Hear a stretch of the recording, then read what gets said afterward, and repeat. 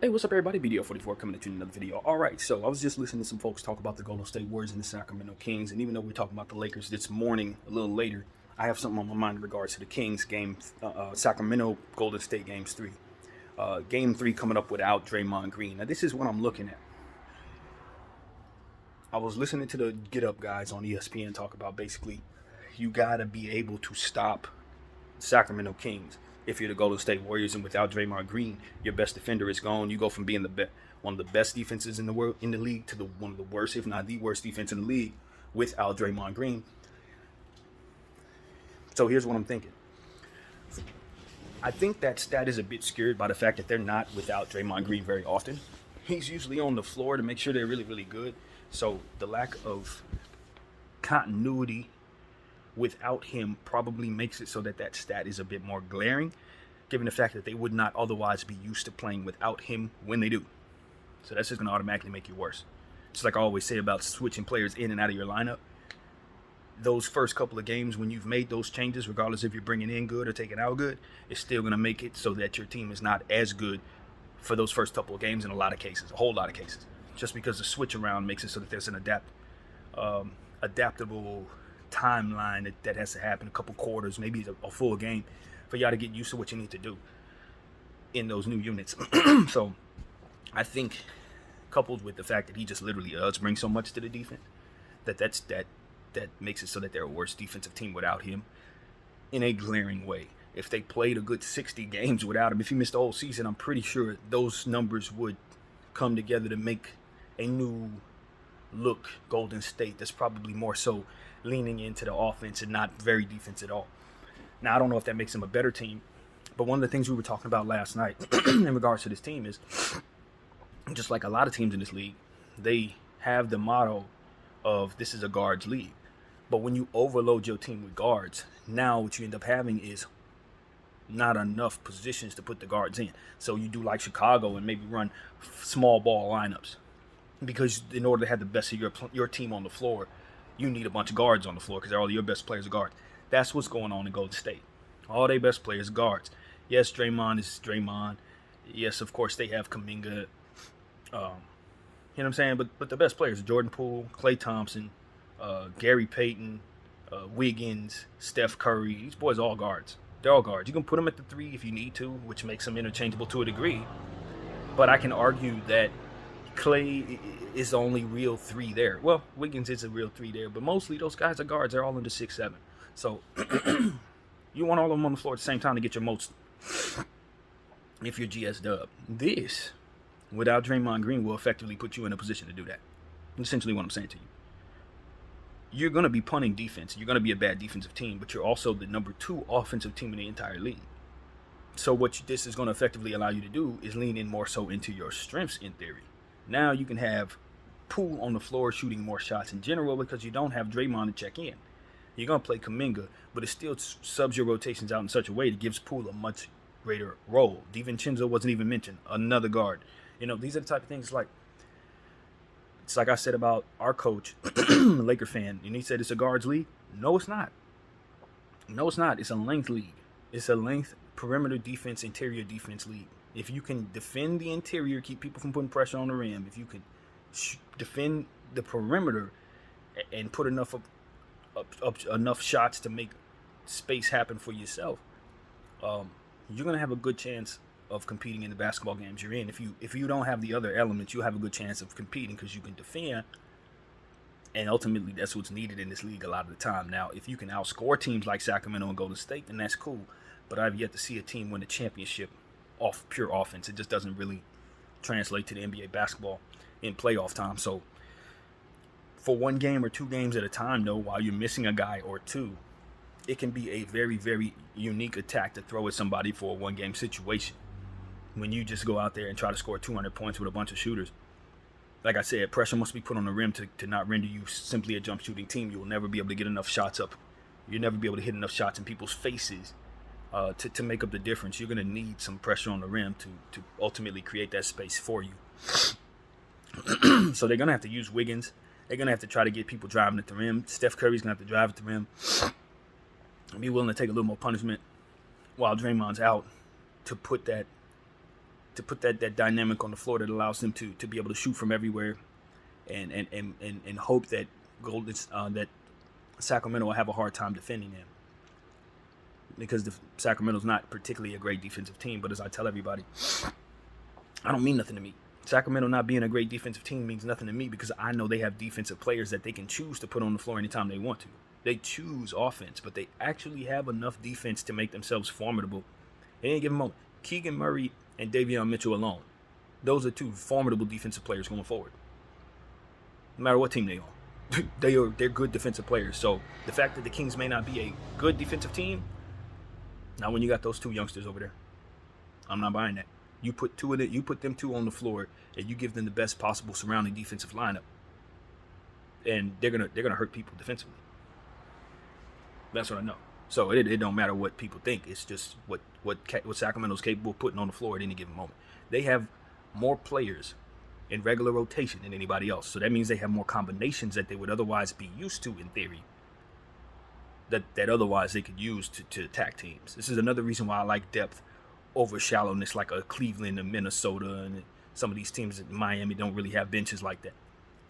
It's because you're not only do you have more options to keep you healthy and all of these different things, but you also have more options and variables to throw at teams that are different looks than what other teams are throwing at you. It's only so much you can do with 7 players. There's only so much you can do with 9 players. But if you're using 15 regularly, oh, your rotations are going to be nuts.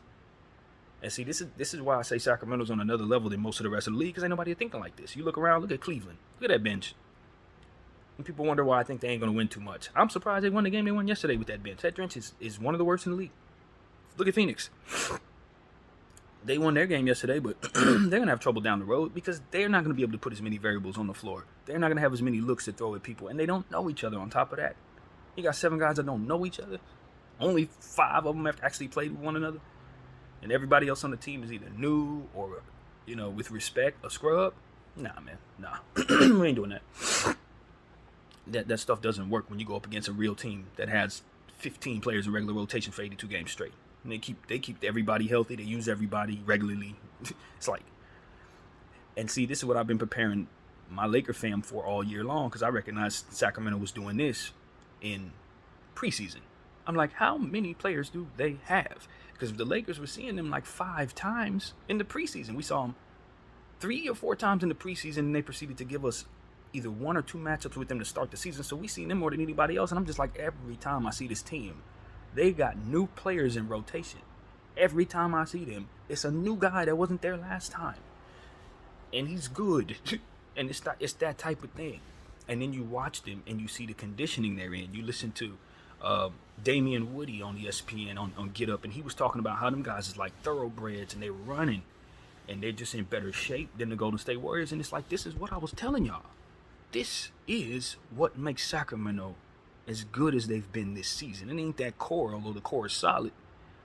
And De'Aaron is a killer. Sabonis, some guys are killers. But if you take that front 7 and you send it to Cleveland with that bench, they're gonna have even less results. They're not gonna win. It's everybody else on the back of that bench, coupled with who else they use in their farm system regularly, that gives them such a dynamic that allows everybody on their bench to stay fresh, which translates to them allowing their starters more rest when necessary. They don't have to play people through injury, even the slightest injury. They can organically move those players down in their minutes and bring up other people. And this is what they've been doing all year, so they keep their players healthy. A guy like Ozzy Opala, he's going to be fresh as he gets. A guy like Dellavedova, he's going to have something for you in that one playoff series where you're going to need him. He's going to be able to check in and have fresh legs. Neemias Queta, huge rebounding threat, shot blocking threat. He ain't played in over a week. He's fresh, ready to be thrown at the Golden State Warriors right now. Like I said, Alex Len and how fantastic he looks. You know why Alex Len looks good? Because he's finally had a stretch where he's been able to not only heal from any injury he's ever had, but been put into a system and in a routine that allows him to be in his best shape, and then have enough backups to keep him fresh. This is why that man looks so fresh in April, because he's been in a situation that has allowed him to be that. De'Aaron Fox, look how healthy he's been all year. Davion Mitchell's been healthy all year. It's because they have so many backups. Davis, healthy all year. They've kept all their centers healthy. Rashawn Holmes is healthy for the first time in like 5 years. He's ready to go. They can deploy him at any moment. And this is what I understand. Not only are all these people there, but they're all in shape. They've all been in shape for a while. They've all been on the floor for a while because they've been in shape and kept those players back in the rotation. If you listen to what the people talk about in regards to Sacramento, they have been together. Their continuity keeps them as the team that's had the most running time as a starting unit all season long. That starting five of Fox, Herder, Murray, Sabonis, and that fifth player, whoever that is, it's gone out of my mind, whoever it may be, Harrison Barnes, whoever it was that they have in that starting lineup. They have the most minutes logged together this season than any starting five in the league. This is because of the bench and how they keep that thing super fresh at all times. Just replenishing fresh legs at all times. So when they send them out at your guys who've been running around in 10-man rotations all season, you know what I mean, who've been playing 38 minutes all year long, trying to fight back from injury but had to rush back for that same reason, when they run up against your team, they look fresher than you, they playing better than you, and this is what it is. It's because you ain't did what they did, and you're nearly as fresh as them, even if you're as talented. So, this is why I know Sacramento's the truth. This is why I look at the Los Angeles Lakers and say, I want to avoid Sacramento in the first round while everybody else is trying to see them. This is why. I wanted the other path. I wanted the other path because I thought Memphis was going to give us trouble. I thought Golden State would give us trouble if we saw them. But if we ran into Denver, I like the matchups against Denver, even though Denver is better than people think. And Phoenix, I think I'm the only person that actually realizes Phoenix is not very good. I think I'm the only person in the NBA sphere that legitimately looks at Phoenix and says that team is not very good. They're not. I don't see them as much better than Minnesota. I don't see them much better as Cleveland. I don't see them much better as the Clippers without Paul George. Like, I'm serious. They're about as good as Minnesota to me. Why? Because they have their stars and they have no bench, just like Minnesota. 4 players. That's it. Then you're looking at people like, Terrence Ross and God knows who else on that team. Torrey Craig, Josh Okogie. Solid dudes, but not shot makers. Good defenders, but they ain't stopping nobody serious. It's just like I said about having old players. It's cool if I got like 1 or 2 of them dudes, but don't give me 6, 7, 8 of them and make them my whole bench. Nah, they need to be on the back of everybody's bench, sparingly. 10th men everywhere. That's what they got. Same thing with Cleveland. 10th man everywhere. After you get past Chris LeVert, there's nothing there. Like Dean Wade, old Ricky Rubio, Seti Osman. What you want me to say? That I trust that Donovan Mitchell's going to be able to, sustain with those dudes as his backup? He's not going to. He's not going to. So these are the type of things I'm like, look, man, we can talk about this ad nauseum.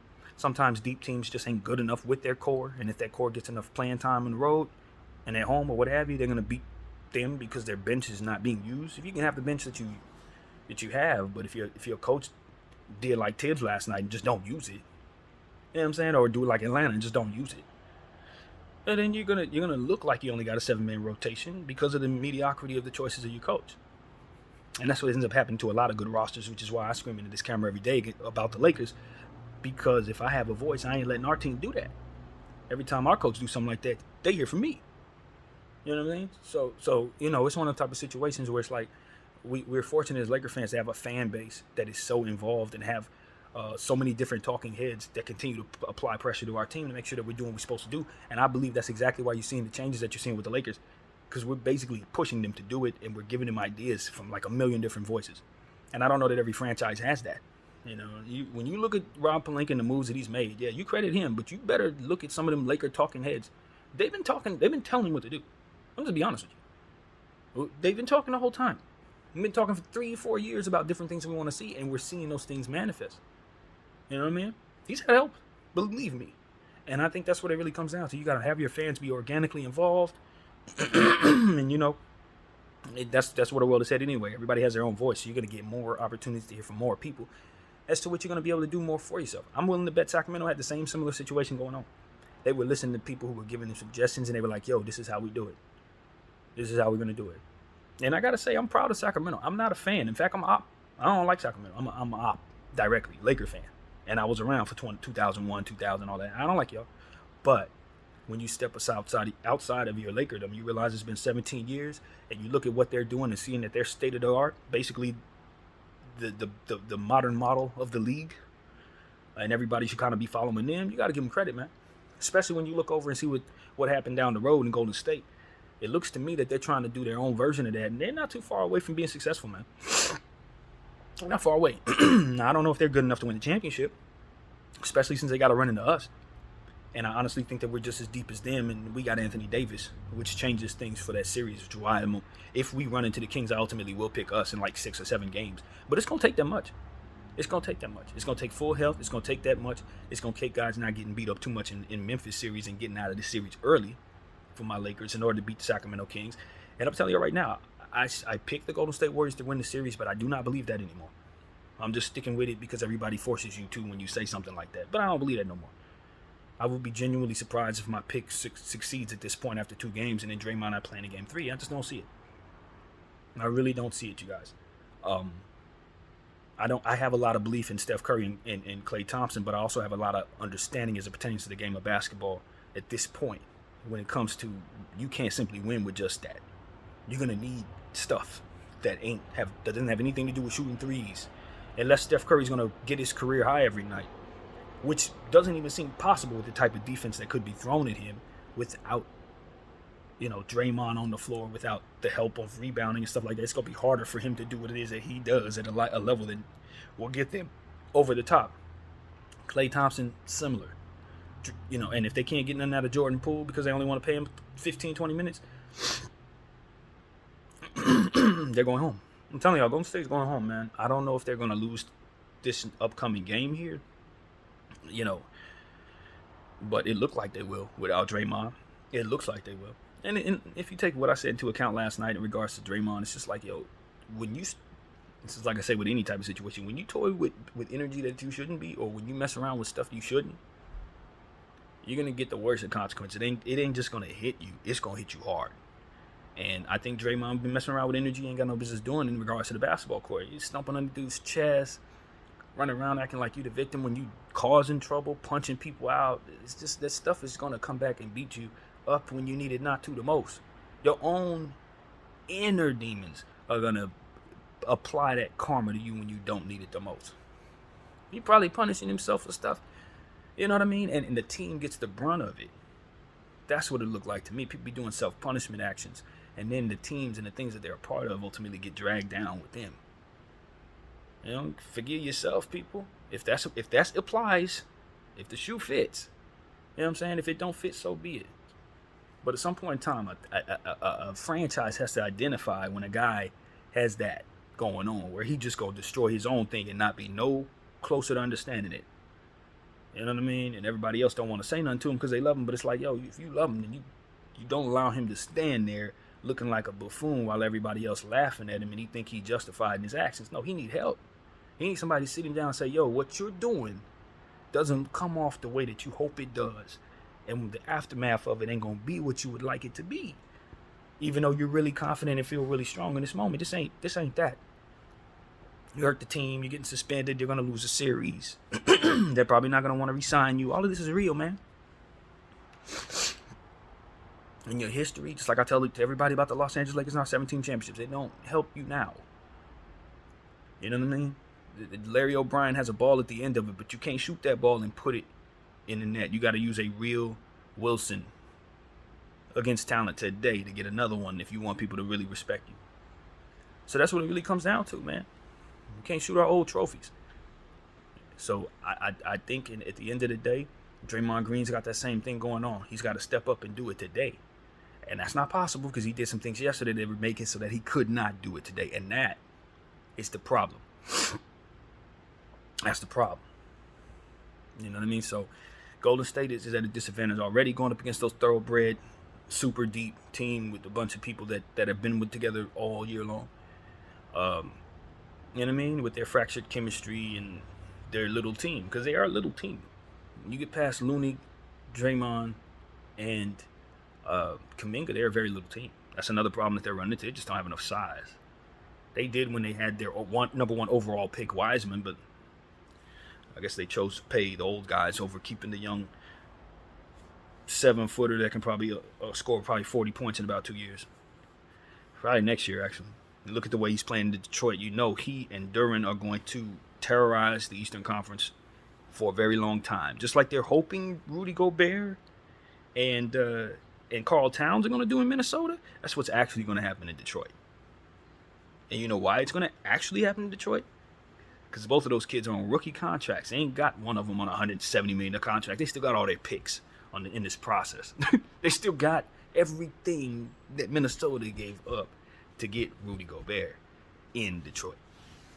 With those two centers having been the same age, basically, going to grow together in the same system.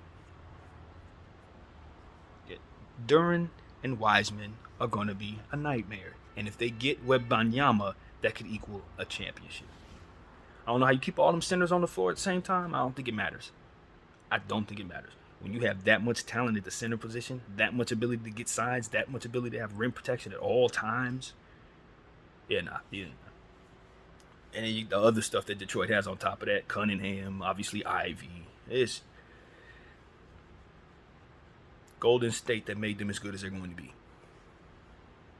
That's what it is. They gave them Wiseman. They shouldn't have. Simply put, they shouldn't have. So, these are things I just know, man. These are things I see coming. The NBA landscape is going to switch upside down very, very quickly. Some of these teams at the bottom are going right to the top. Your OKCs, your Rockets, your Detroits, your Orlando, they're going to go to the top over the next 3 years. Some of these teams are doing well right now if they don't recalibrate. Clippers, Suns, Cavaliers, some of these things, if they don't recalibrate and get themselves what they need or reset their timeline or whatever, they're going to be the teams on the bottom hoping to get the first pick in the draft several years from now. I'm just telling you, this is where it's headed. Your teams, if you're at the top, you ain't going to be there much longer. That includes my Lakers too. If we don't do something with this core, if going forward with LeBron and AD, they age, man.